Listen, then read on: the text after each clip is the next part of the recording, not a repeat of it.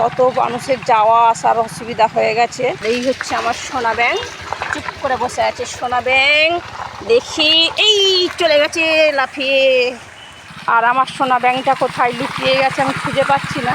সোনা ব্যাঙটাকে তো আমি ধরবই, আর ধরে ঘরে নিয়ে যে আজকে রান্নার তো কিছুই পাইনি, সেই জন্য সোনা ব্যাঙটাকে আমি ধরে প্রথমে রান্না করে খাবো। তার ভিতরে দেখে নেবো যে পেটের মধ্যে কতটা সোনা আছে। 2 পেটি যদি সোনা হয় আমার পাকা বাড়ি হয়ে যাবে। মমতাদি তো দিচ্ছে না পাকা বাড়ি, কতবার দরখাস্ত করলাম দুয়ারে সরকার।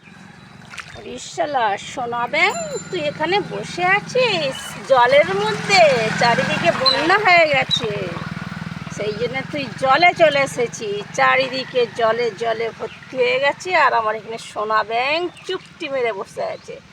কী রে সোনা ব্যাঙ, তোর কাছ থেকে কি সোনা ফলে না কি রে? তার জন্য তোর নাম দিয়েছে সোনা ব্যাঙ। একটু লাফা না রে দেখি। আরে ডুবে গেলিস কোথায়? তা সোনা ব্যাঙ যখন পেয়েই গেছি, এই সোনা ব্যাঙকে নিয়েই আমি মানে কি বলবো, পেট থেকে সোনা বার করবো। পেটি পেটি আমার সোনা জমে গেলে তাহলেই আমার ঘর বাড়ি সংসার সুখের সংসার হবে।